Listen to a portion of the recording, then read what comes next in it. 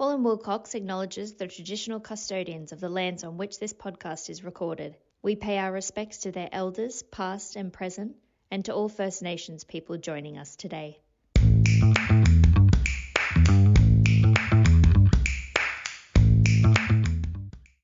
Hello and welcome to the latest episode in our Tax Records podcast. My name is Lloyd Miller and I'm a member of the tax team here at Hall & Wilcox, and I'm delighted to be your host for this episode. I'm joined today by Jackie McGrath, partner in our tax team, and today we are discussing Section 167 assessments. But in particular, we're talking about managing evidence and the burden of proof in the context of asset betterment. So Jackie, I'm going to kick us off with a question to start us rolling. What is a default assessment under Section 167, and how is that different from a normal assessment under Section 166? Sure. So the ordinary assessment, so when you lodge or a taxpayer lodges their tax return that shows your taxable income, that's what's called a 166 assessment. So it's a computation of assessable income and taking away from that your allowable deductions. The 167 power is different. So under Section 167, the Commissioner of Taxation isn't constrained by a process of taking deductions away from assessable income. Basically, he can, in his judgment, determine an amount that becomes taxable, and the ATO can resort to using this power if a taxpayer has lodged a return, but the ATO isn't satisfied with what's in it. But it can also come about if there's in fact been no return lodged by a taxpayer. Now, for 167 purposes, the Commissioner can deploy a number of strategies to fix that number that becomes the taxable figure. So one of the common ways we see the Commissioner doing this is, for example, using someone's bank account and identifying unexplained deposits. So the ATO does a sweep of a bank account and selects out deposits in it and says that's income and prove otherwise. But another common way is for the ATO to use an asset betterment method, which is essentially an analysis of a taxpayer's wealth accretion across a number of years. So the methodology compares your total assets, so things like real property, homes, rental properties, cars, for example, and then they take away any liabilities the person has from those assets. And the delta between those two numbers, so the difference between your assets and your liabilities, that wealth accretion that I mentioned, that's then used as a proxy or a deem to be your taxable income. So that's an example of a 167 assessment, or sometimes it's called a default assessment. So we know that a default assessment is a pretty powerful tool in the ATO's toolkit. So what does a taxpayer need to do to successfully challenge that kind of assessment? The idea with any challenge to an assessment is to demonstrate what a taxpayer's true taxable income is. Now that sounds a bit trite, but that's what should be at the forefront when you're looking at challenging a 167 assessment. That's the goal. But of course, the first hurdle, if you like, is to really demonstrate that the current assessment that's been raised, so the default assessment that's been raised, is excessive. Now, how one goes about doing that depends on the circumstances. And what I mean by that is that depends on the method deployed by the Commissioner in raising the 167 assessment in the first place. So if, for example, to pick the example I mentioned before, the first one, where the assessment's raised by taking a sweep of a bank account and assessing deposits into the account as income, then the challenge will necessarily involve showing that the funds don't have the character of ordinary income in the hands of the taxpayer. So you'd know that oftentimes in published decisions, taxpayers have contended that the funds in these sorts of cases, taxpayers contend that it's funds from the deposits into the account are funds from relatives or loan repayments. So in those circumstances, a taxpayer, would need to show the source of the income and also any documents that would support that source too. So if the deposit is said to be, say, a loan repayment, you'd need evidence from the borrower. So if there's no loan agreement, then a taxpayer can think about obtaining a statement from the borrower, as well as to supplement it with any source documents, contemporaneous source documents, such as bank statements showing the initial funds being lent, which may not be in the same income year as the repayment or the deposit in the bank account that the ATO is assessing. But probably the more difficult one, which I think is where the question you're asking is really about, is about how to challenge an asset betterment, or where the 167 assessment's been raised using the asset betterment methodology.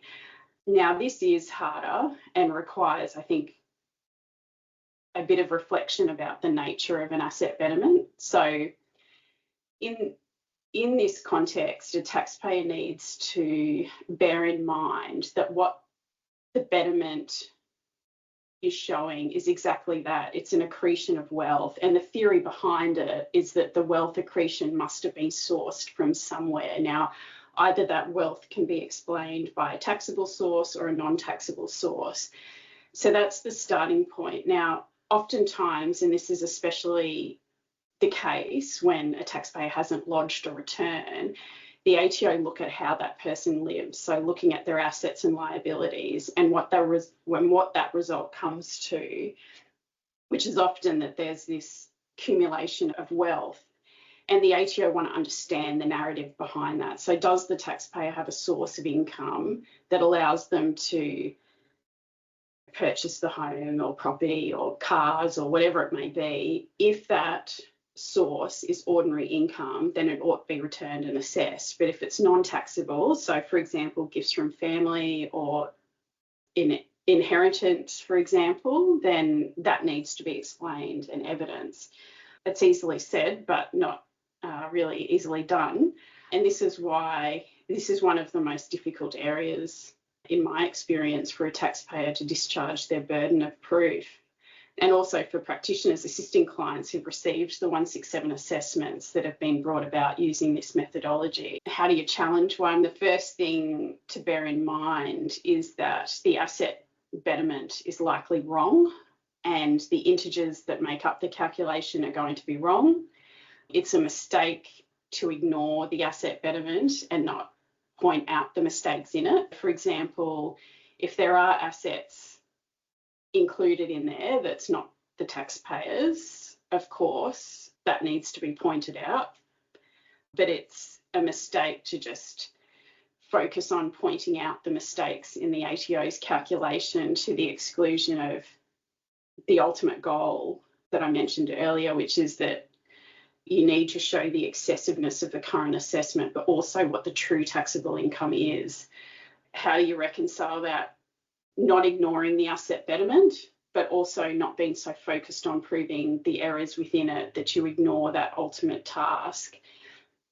And, that's where the difficulty lies. The way that I approach it is to think about what the purpose of an asset betterment is, which is to show whether there's been an increase in wealth year on year that's said to be unexplained by whatever's been returned by the taxpayer in their annual tax returns. So to an extent, you need to answer that. Was there any accretion of wealth or not?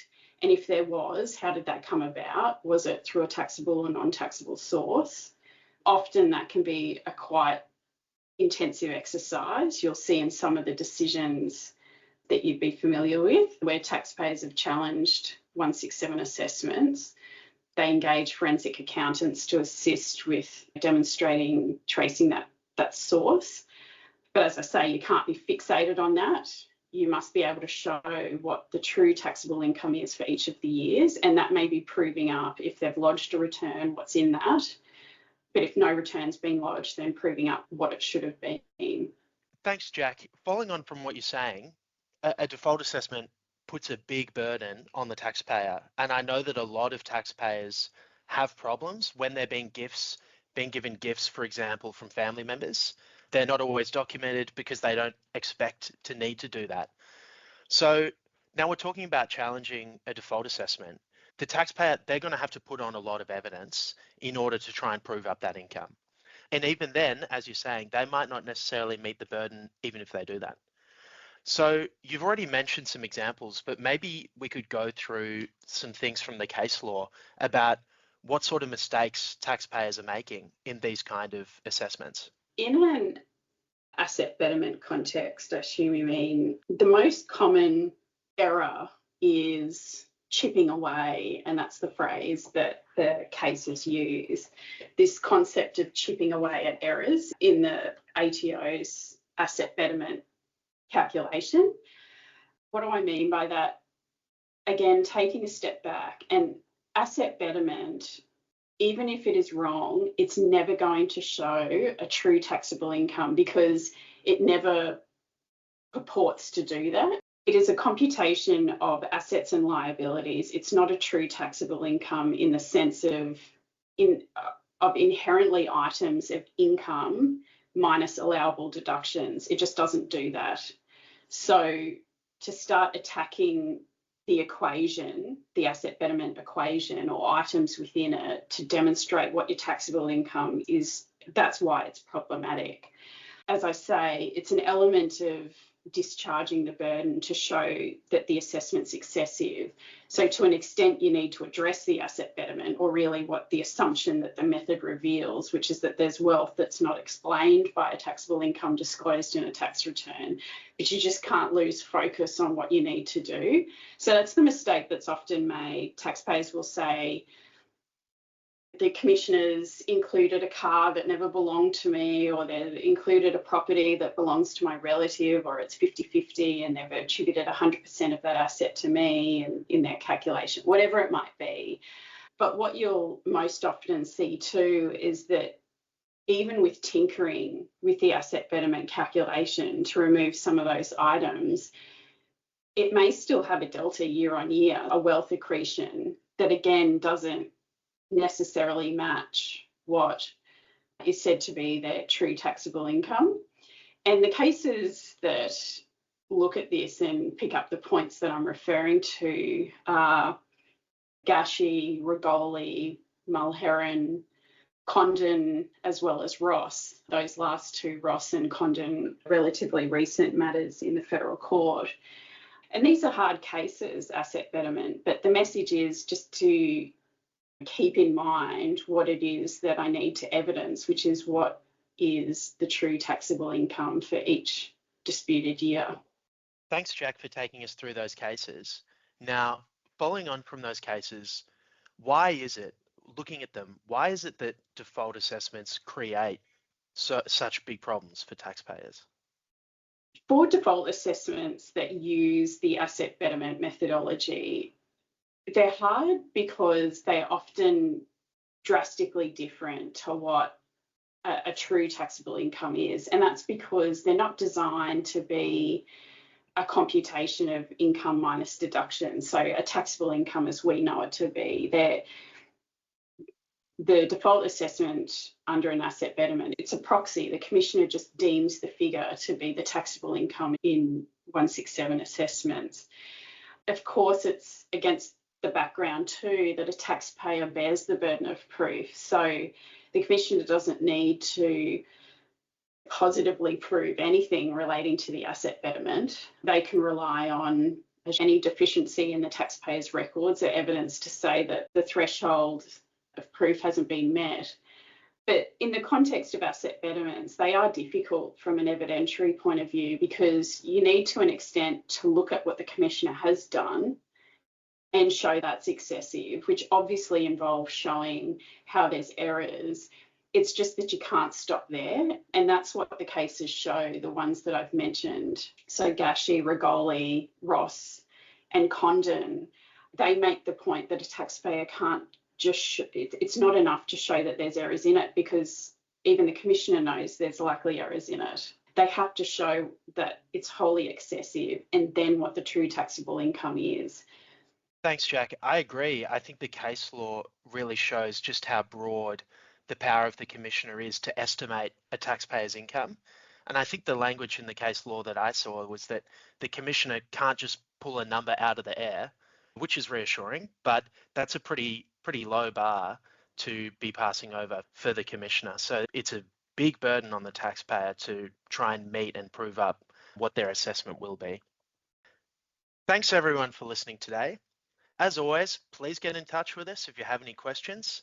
You can find our details on our website, which is hallandwilcox.com.au, or connect with us on LinkedIn. If you enjoyed today's episode, that's fantastic. Please rate, review, or subscribe to our podcast. We'd really appreciate it, wherever it is that you get your podcasts. Thanks very much.